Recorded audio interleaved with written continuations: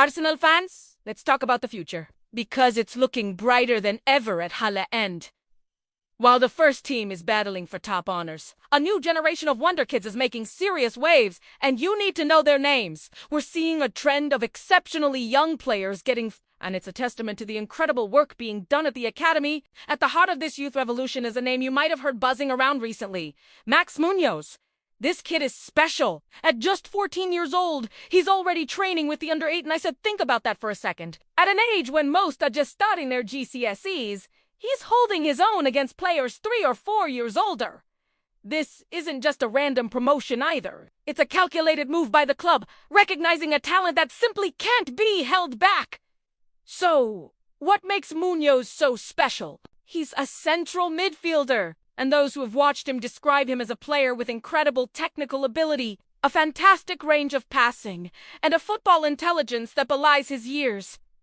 He reads the game like a seasoned pro. We've seen him play up age groups before, even being part of the England under-15 squad back in September. He's already getting international recognition before he's even old enough for a senior school prom. But the accolades don't stop there. Earlier this month, Munoz was a key part of the Arsenal under-16 squad that was crowned Premier League national champions. This is a huge deal. A sign that our academy is producing winners. They faced off against Aston Villa in the final, securing a dramatic 2-1 victory. Munoz wasn't the only star in that team. Of course, he was joined by another exciting prospect, Emerson Nwaneri. Yes, that's the younger brother of Ethan Nwaneri, the very same player who made history as the Premier League's youngest ever player.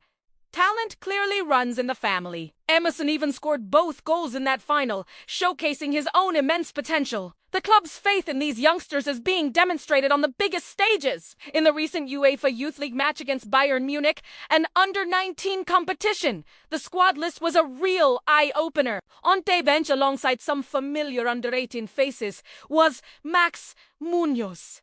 Again, he's just 14. Named in a squad for a European competition against players who are almost adults. It's a massive statement of intent from the academy staff, led by They're not afraid to challenge their best talents, to throw them in at the deep end to accelerate their development. And Munoz wasn't the only schoolboy getting a taste of European football. Goalkeeper Charlie Phillips, who is also just 15, was on the bench too. Then there's Pedro, another standout defender who actually captained that triumphant under-16 side in their national final win. Having these 15-year-olds involved at the under-19 level shows the depth of quality we have coming through.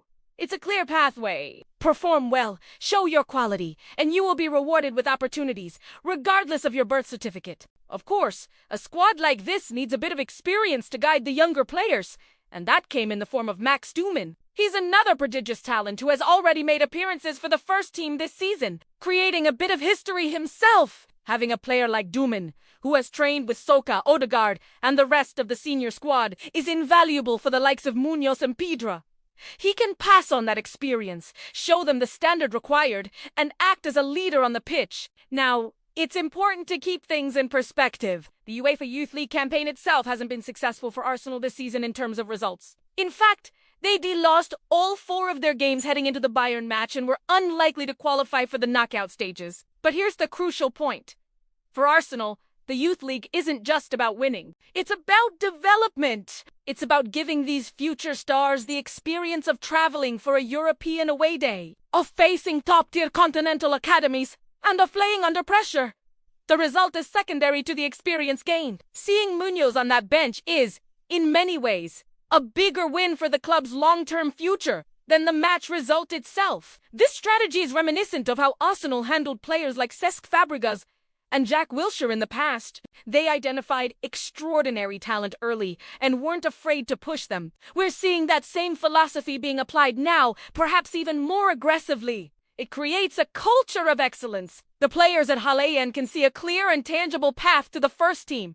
It's not just a distant dream. They see their peers like Ethan Nwaneri and now Max Munoz breaking through, and they see 14-year-olds like Max Munoz getting opportunities far beyond their years. It's incredibly motivating. Think about the message this sends. It tells every young player in our system that if you are good enough, you are old enough. This aggressive youth policy could be a game changer for us in the coming years. In an era of massive transfer fees, Being able to produce world-class talent from within is the most sustainable model for success. It builds a connection between the fans and the players that you just can't buy. We love seeing one of our own make it. So who are the next ones to watch? Obviously, keep a close eye on Max Munoz.